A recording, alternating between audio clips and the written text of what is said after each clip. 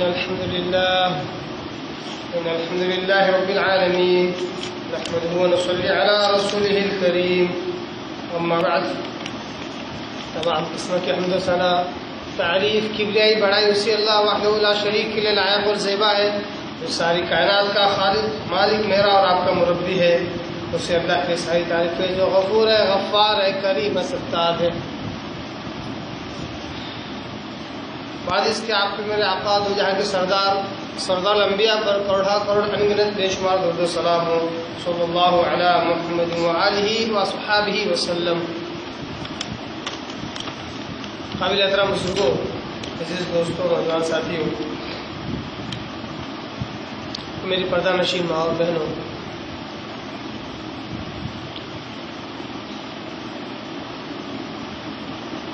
آج جس مسئلے کو لے کر میں آپ لوگوں کے آگے حاضر ہوا ہوں، وہ مسئلہ یا وہ مسائل ہیں اس تعلق سے کہ ایسے کون سے کام ہیں جن کے کرنے سے روزے پر کوئی اثر نہیں پڑتا یا روزہ فاسد نہیں ہوتا،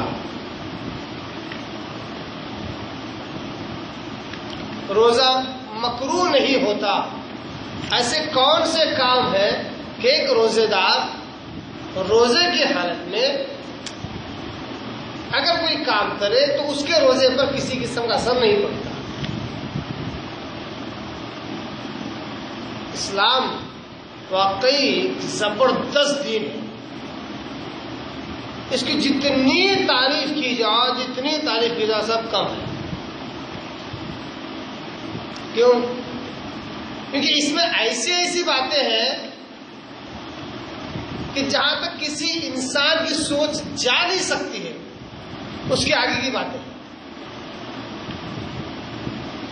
یعنی پورے دنیا کے دانشور مل کر بھی اگر کسی مسئلے کو جنم دینا چاہے، کسی مسئلے کو انوینٹ کرنا چاہے، ایجاد کرنا چاہے، تو اس میں بھی کچھ نہ کچھ فلا اور کچھ نہ کچھ اس میں نقص باقی رہ جائے گا.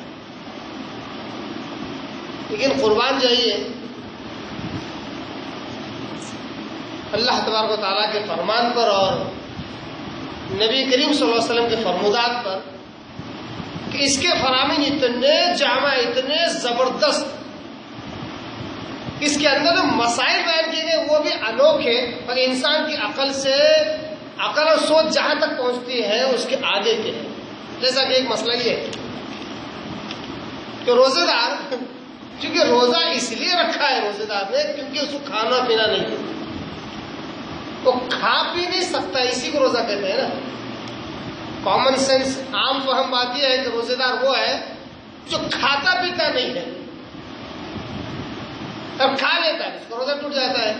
اب دیکھیے اسلام کیا زبردست. اسلام کہتا ہے کہ اگر کوئی شخص روزے دار ہے، رمضان کا مہینہ چل رہا ہے، چاہے فرض ہو چاہے نوافل اور رمضان کے علاوہ باقی مہینوں میں اگر کوئی شخص روزے سے ہے، اس نے کھانا کھا لیا،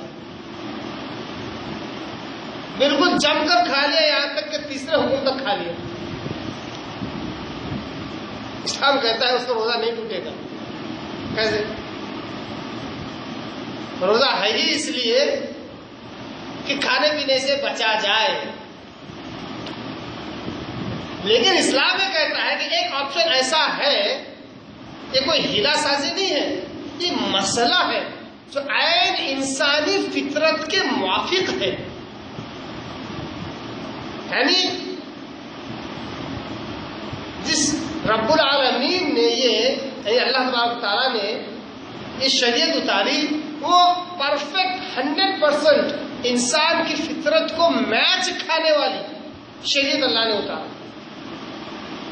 روزے دار روزے سے اس لیے ہے کہ وہ کھانے پینے سے بچا رہے، کھانا پینا جو کہ حلال ہے اس کے لیے اس کو بھی ہاتھ نہیں لگاتا ہے. لیکن ایک مسئلے میں اسلام کہتا ہے کہ اگر وہ کھا پی لے تب بھی روزہ نہیں ٹوٹے گا، شرط یہ ہے کہ اس نے بھولے سے کھایا ہو. بھولے سے اگر اس نے کھایا ہے تو پیٹ بھر کر ہی اگر وہ کھا لے یا پی لے، ذہن نہیں تھا اس کا اس وقت موجود، بھول گیا تھا اس وقت کہ آج وہ روزے سے ہے، بھولا، کھا لیا. تو نبی صلی اللہ علیہ وسلم کہتے اس کا روزہ ٹوٹا نہیں، اصل میں اللہ تبارک و تعالیٰ نے خوب کھلا دیا اس کو. دیکھیے مرجع اور جو اس کا ریفرنس جو دیا جا رہا ہے نا، کس کی طرف دیا جا رہا ہے؟ یعنی جس کا جتنا رزق ہے وہ بندہ کھا کر رہے گا، چاہے روزے کی حالت میں کیوں نہ ہو. جس بندے کے رزق میں، قسمت میں جتنا رزق ہوگا اتنا رزق بندہ کھا کر رہے گا، چاہے وہ روزے کی نیت کر کے صبح سے سحری کے وقت سے طلوع فجر سے بھوکا پیسہ کیوں نہ رہے، وہ 3-4 بجے اگر اللہ کو کھلا رہے تو اللہ کھلا کر رہے گا. بچہ اپنا بندہ جو ہے اپنی تقدیر کا رزق کھا کر ہی اپنے اس دن کو گزارے گا، بغیر کھائے نہیں گزار سکتا.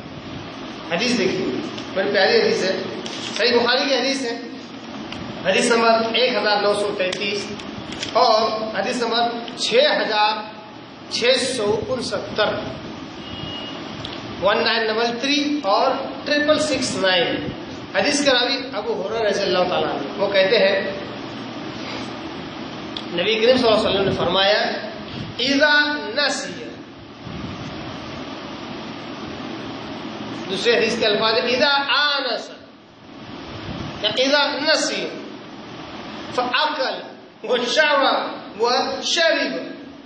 آپ سلم کہتے ہیں روزے کی حالت میں روزے دار نے بھول چوک کر غلطی سے کھا لیا اور پی بھی لیا. یہ دونوں منافی ہیں روزے کے خلاف ہے، لیکن یہ کام اس نے کر دیا، مگر غلطی کیا اس کی؟ بھولے سے کیا اس نے کام. فَلْيُتِمَّ صَوْمَهُ، آپ سلم کہتے ہیں اس کو چاہیے کہ وہ اپنا روزہ کنٹینیو کرے. ارے یار بھول کے کھا لیا بول کے بعد میں پھر کھانا پینا کنٹینیو نہ کرے بلکہ روزے کو کنٹینیو کرے. فَلْيُتِمَّ صَوْمَهُ فَإِنَّمَا أَطْعَمَهُ اللَّهُ وَسَقَاهُ، کیونکہ بے شک اللہ تبارک و تعالیٰ نے اس کو کھلایا ہے اور اللہ تبارک و تعالیٰ نے اس کو پلایا ہے. یعنی کہ اس حدیث سے ویسے تو مسائل بہت سارے نکلتے ہیں، ضمنی بات نکل رہی ہے تو بتا رہا ہوں. حدیث سے بڑا پیارا نقطہ یہ نکلتا ہے کہ اللہ کی ذات وہ ہے کہ ایسا بندہ جس نے سحر میں یہ نیت کر لیا کہ میں دن بھر بھوکا رہوں گا، اللہ اگر اس کو کھلانا چاہے تو کھلا کر رہتا ہے، پھر اس کو روزے کا ثواب بھی دیتا ہے. کھلا بھی رہا ہے، پلا بھی رہا ہے، روزے کا ثواب بھی دے رہا ہے، کوئی روزے میں کمی نہیں ہے اگر بھول چک کر کھا لے. تو اس حدیث سے ہمیں عقیدہ ملا کہ پھر اللہ تبارک و تعالیٰ اس کو کیوں نہیں کھلا سکتا جو صبح اس لیے اٹھتا ہے کہ اللہ مجھے رزق دے، تیرے بھروسے پہ تیری ذات پہ توکل کر کے میں نکل رہا ہوں، مجھے آج کھلا. جو نیت کر کے نکلے اس کو کیوں نہیں کھلائے گا؟ جو یہ نیت کر کے اٹھا صبح کہ میں نہیں کھاؤں گا اس کو کھلا سکتا. جو کھانے کی نیت سے بھاگ دوڑ کرے دنیا میں، تگ و دو کرے، جاب کے لیے، نوکری کے لیے، رزق حلال کے لیے کوشش کرے، اللہ اس کو نہیں کھلائے گا. جو نیت کر کے اٹھے کہ نہیں کھانا اس کو کھلا سکتا ہے، جو کھانا چاہتا ہے اس کو نہیں کھلائے گا. سوچنے والی بات ہے. ضرور کھلائے گا اس کو، تو جو کھانا چاہتا ہے اس کو ضرور کھلائے گا. یہ پیاری حدیث ہے دیکھیے. تو آپ صلی اللہ علیہ وسلم کہتے ہیں کہ اگر کوئی شخص روزے کی حالت میں بھول چک کر کھا لے یا پی لے، فَلْيُتِمَّ صَوْمَهُ، وہ اپنا روزہ کنٹینیو کرے، پورا کرے، کیونکہ اللہ تبارک و تعالیٰ نے اس کو کھلایا ہے، اللہ نے اس کو پلایا ہے. یہ ایک مسئلہ ہے. اور ایک مسئلہ مسواک کا رکھنا چاہ رہا ہوں، اس کو بھی رکھ دیتا ہوں. مسواک یہ سنت ہے. مسواک کہتے ہیں ایک جڑ کو چاہے وہ کسی بھی پیڑ کی کیوں نہ ہو، بالخصوص ایک ایسا پیڑ جس کی جڑ سے دانت صاف کرنے سے خوشبو آتی ہے، منہ کی بدبو کو دور کرنے کے مسواک کیا جاتا ہے. ہو سکتا ہے اس مسئلے پر کل زیادہ اور زیادہ روشنی ڈالوں گا، ورنہ وقت سے زیادہ ہمارا یہ بیان ہو جائے گا۔ پھر مسواک کرنا سنت ہے۔